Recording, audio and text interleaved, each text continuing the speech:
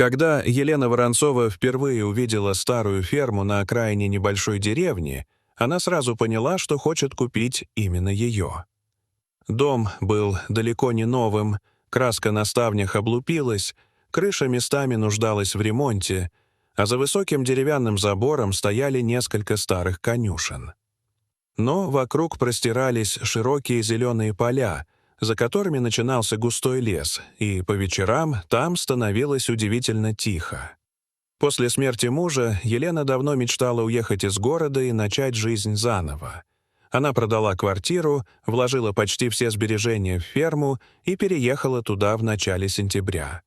Вместе с домом ей достались 5 лошадей. Старый гнедой мерин по имени Гром, 2 кобылы, Лада и Роза, молодая белая лошадь Снежка и пожилой жеребец по кличке Арчи. Прежний хозяин сказал, что все они спокойные и давно привыкли к людям. Особенно он советовал присматривать за Громом, потому что тот был самым старым и почти всю жизнь провел на этой ферме. Первую неделю Елена занималась ремонтом и постепенно привыкала к новой жизни.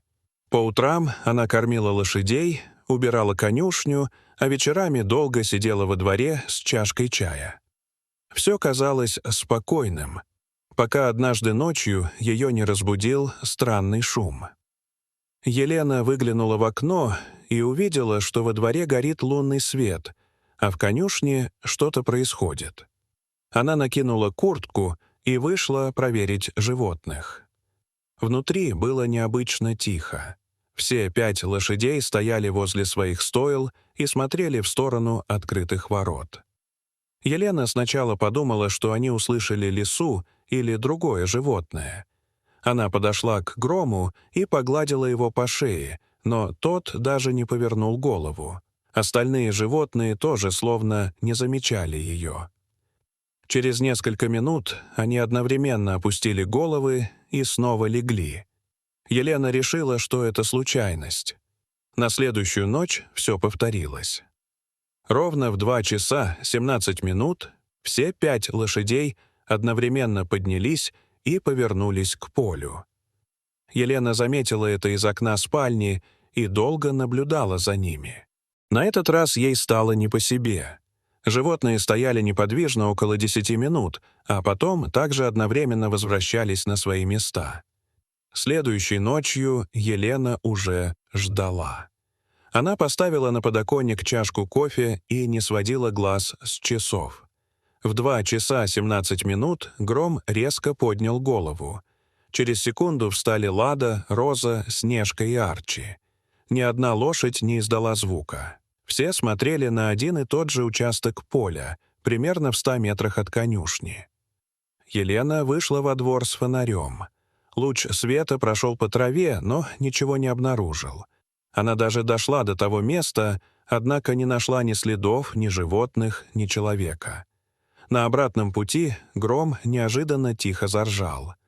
Елена обернулась и впервые заметила, что старый мерин смотрит не на поле, а на нее, словно хотел что-то показать. Наутро она рассказала об этом соседу, Михаилу Петровичу, который жил через 2 дома. Старик сначала промолчал, а потом спросил, на какое именно место смотрят лошади. Елена показала ему поле. Михаил Петрович долго всматривался вдаль и, наконец, сказал, что раньше там был старый сад. Когда-то на ферме жила семья Беляевых. Хозяин разводил животных и особенно любил лошадей. Но 22 года назад произошла трагедия. Его 7-летняя дочь Аня исчезла во время сильной грозы. Девочка часто проводила время с лошадьми и умела ухаживать за ними лучше многих взрослых. В тот вечер она пошла к конюшне, но домой так и не вернулась. Родители и жители деревни искали ее всю ночь. Утром нашли только красную ленту возле старого яблоневого сада. Тело девочки так и не обнаружили. Семья вскоре уехала, ферма несколько раз меняла владельцев, а история постепенно стала забываться. Елена почувствовала холод в груди. Она спросила, почему лошади каждую ночь смотрят именно туда. Михаил Петрович пожал плечами и сказал, что старые животные иногда помнят то, чего не помнят люди. Елена решила проверить архивы фермы. В старом шкафу она нашла несколько фотографий, пожелтевших писем и тетрадь прежнего хозяина.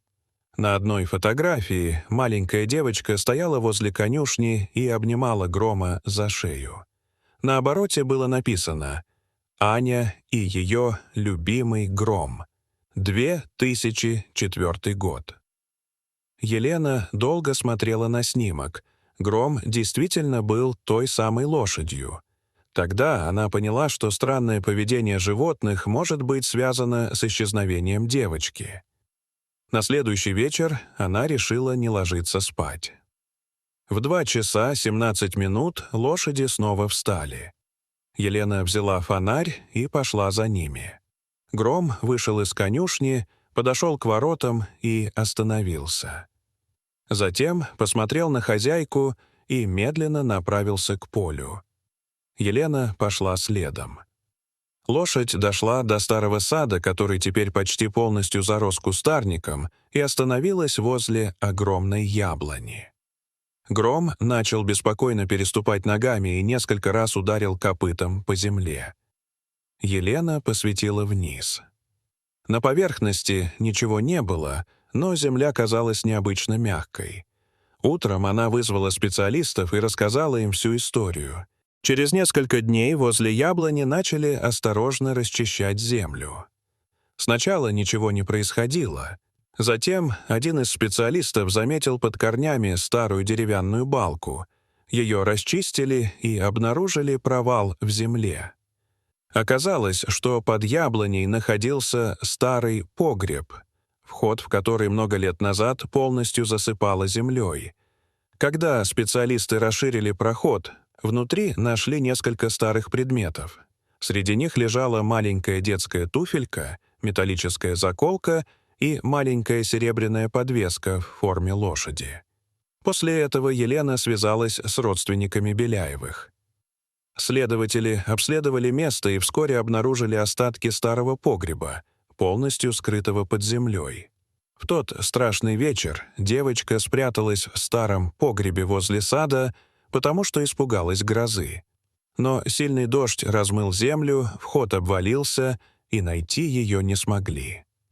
К сожалению, подтвердить судьбу девочки удалось лишь частично, но найденные вещи позволили семье наконец узнать, где искать правду. Через несколько часов на ферму приехала женщина по имени Вера, младшая сестра матери Ани.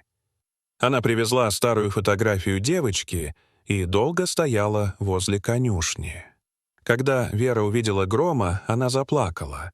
Она подошла к нему, положила ладонь на его морду и прошептала: «Ты все это время помнил ее, старый друг».